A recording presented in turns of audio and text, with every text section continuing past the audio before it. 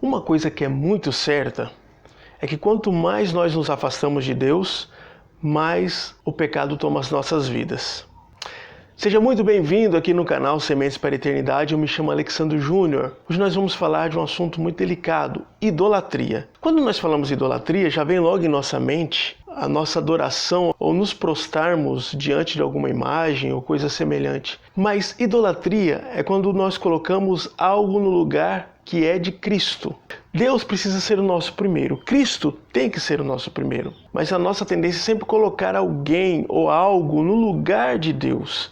E assim faz com que nós nos afastemos de Deus e o pecado certamente nos tomará. O povo hebreu viveu muito essa realidade. Nós vamos falar em especial de um profeta chamado profeta menor, não porque é menos relevante do que os chamados profetas maiores, mas é porque ele tem menos registro daquilo que ele fez, menos registro da sua vida, como os demais, os chamados maiores. E Oséias, assim como os outros profetas, tiveram um trabalho muito grande tentando fazer com que Israel voltasse a Deus, colocasse Deus em primeiro lugar, porque eles foram tomados pela idolatria. Vamos ver o que diz Oséias 14:1. Volte, ó Israel, para o Senhor, para o seu Deus. Seus pecados causaram sua queda. Veja que Deus está falando para Israel: volte. Volte do lugar que vocês nunca deveriam ter saído. E esse lugar que vocês nunca deveriam ter saído sou eu. Deus é aquele quem chama e é o próprio local pelo qual as pessoas precisam voltar. Assim como Israel, nós também vivemos distante.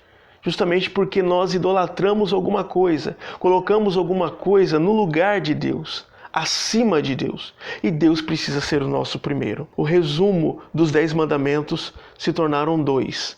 Amar a Deus de todo o teu coração, todo o entendimento, toda a tua força, toda a tua alma, ou seja, em primeiro lugar. E o segundo, semelhante a esse, amar ao próximo como a ti mesmo.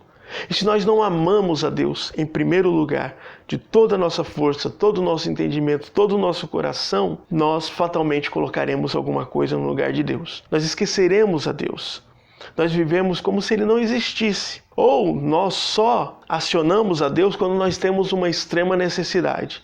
E não é esse tipo de relacionamento que Deus quer conosco. Isso daí seria prostituição. Procurar a Deus somente para Ele satisfazer algo, para Ele resolver algum dos nossos problemas. Isso é chamado na Bíblia de prostituição. Essa idolatria, porque idolatria inclusive é chamado como doença por Deus, é quando nós fazemos isso, colocamos algo ou alguém no lugar de Deus e nós só o procuramos quando temos extrema necessidade. Deus, Ele quer algo muito mais próximo.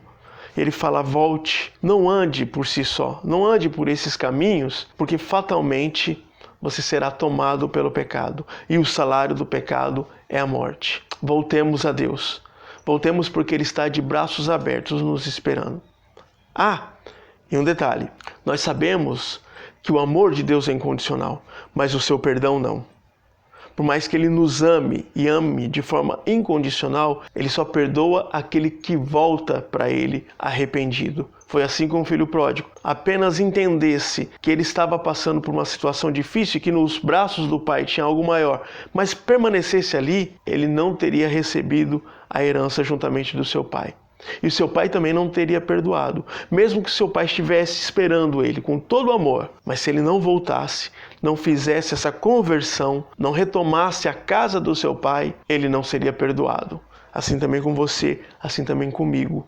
O amor de Deus é incondicional, mas o seu perdão não. Voltemos para Deus. Voltemos à sua casa. Voltemos para gozar da sua herança eterna. Deus te abençoe.